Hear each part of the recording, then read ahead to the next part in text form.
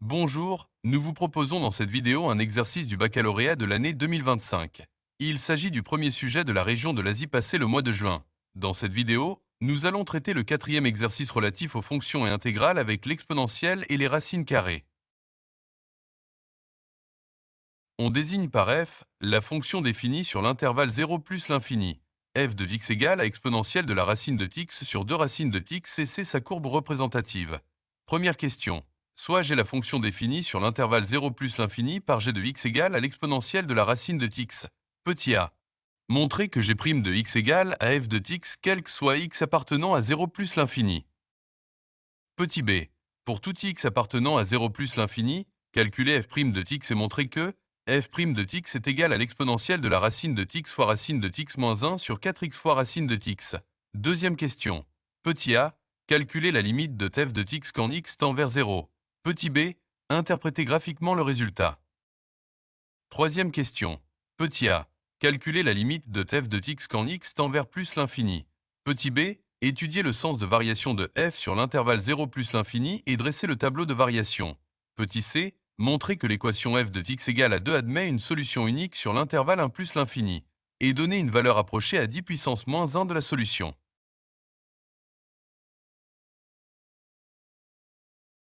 Quatrième question.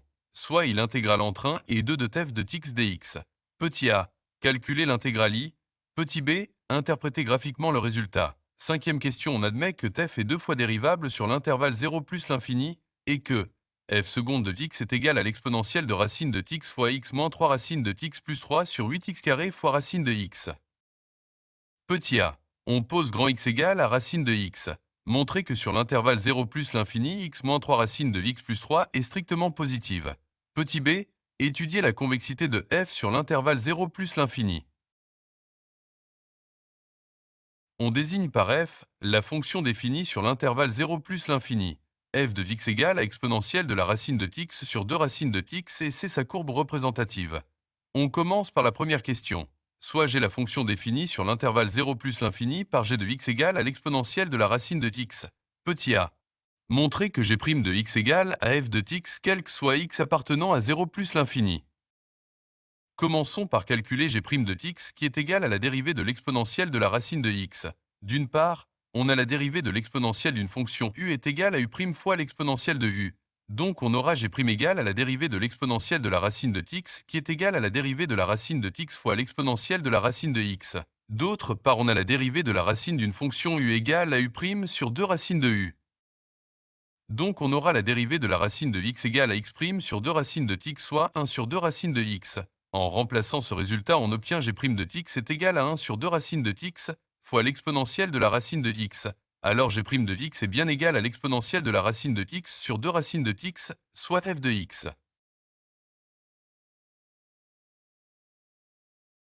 Passons à la partie b de la première question.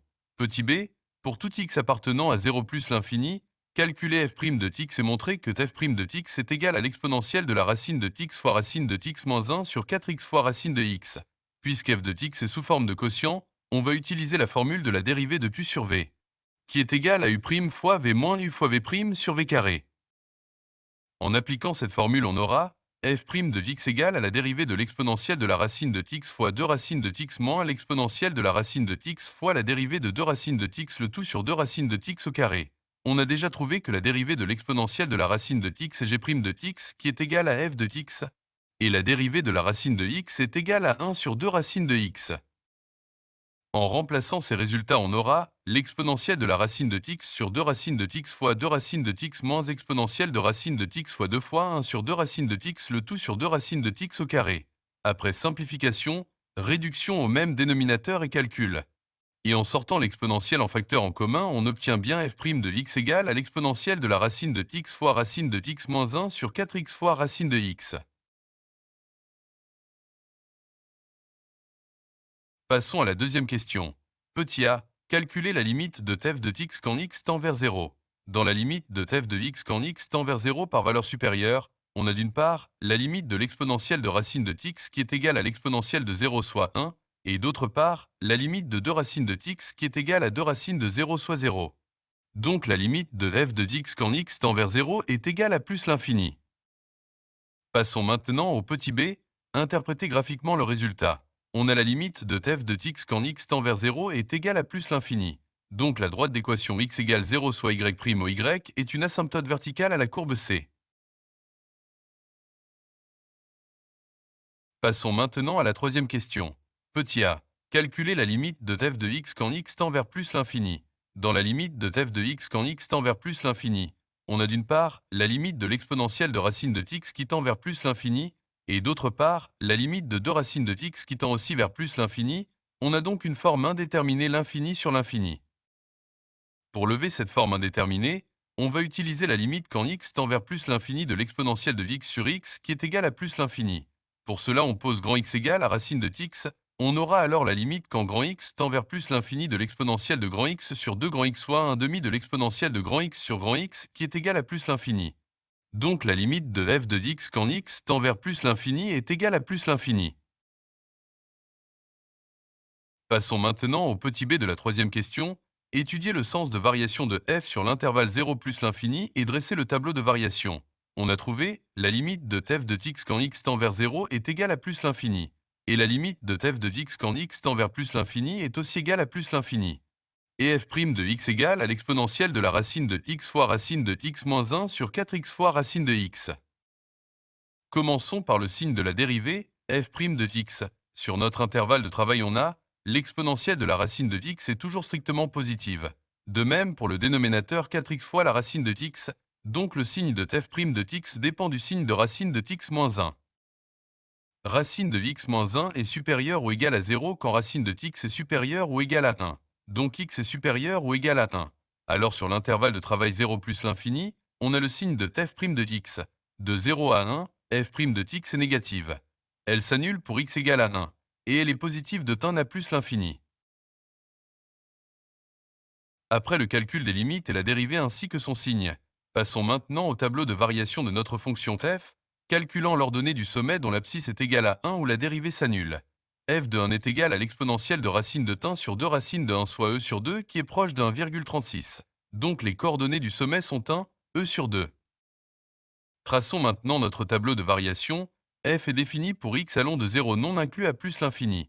F' de x s'annule à 1, elle est négative entre 0 et 1, et positive de 1 à plus l'infini. Donc f de x est décroissante de plus l'infini vers le sommet et elle est croissante de ce sommet vers plus l'infini.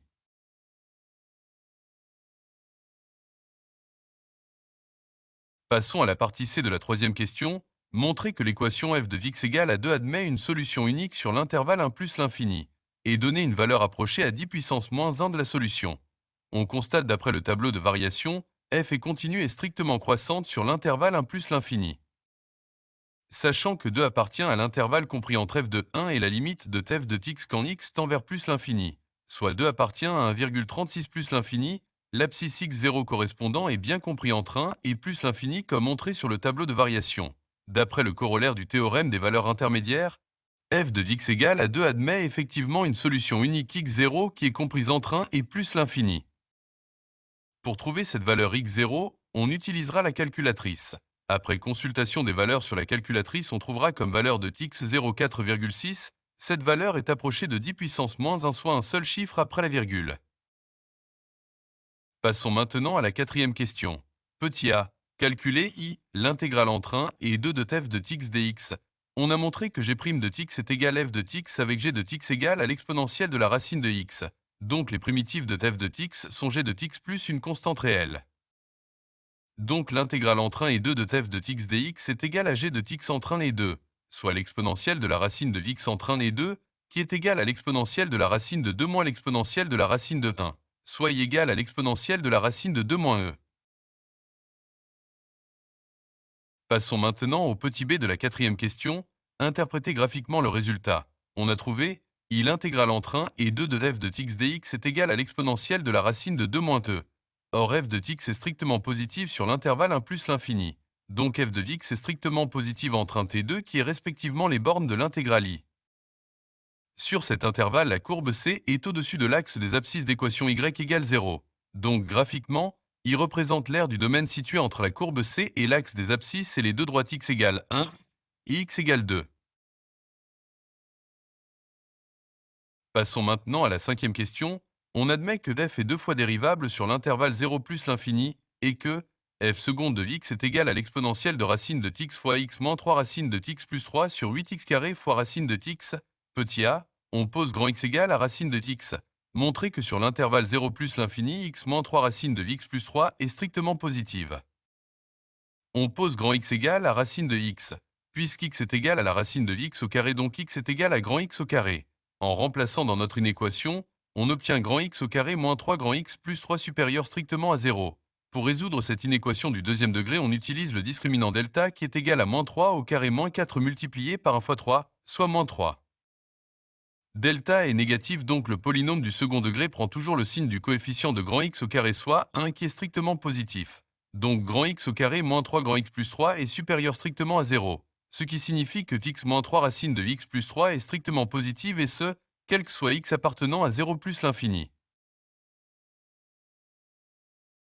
Passons maintenant à la dernière question. Petit b, étudier la convexité de f sur l'intervalle 0 plus l'infini. La convexité de f dépend du signe de sa dérivée seconde. Cherchons le signe de f seconde de x qui est égal à l'exponentielle de racine de x fois x moins 3 racine de x plus 3 sur 8x carré fois racine de x. On a l'exponentielle de la racine de x strictement positive. De même pour 8x carré fois racine de x, et aussi pour x moins 3 racine de x plus 3. Alors f seconde de x est strictement positive. En conclusion, f seconde de x est strictement positive sur l'intervalle 0 plus l'infini. Donc f est convexe sur cet intervalle. Ainsi, nous avons répondu à toutes les questions de cet exercice de baccalauréat. Abonnez-vous à notre chaîne YouTube et laissez-nous vos appréciations. Bon courage avec beaucoup de réussite et à bientôt avec de nouvelles vidéos. Merci.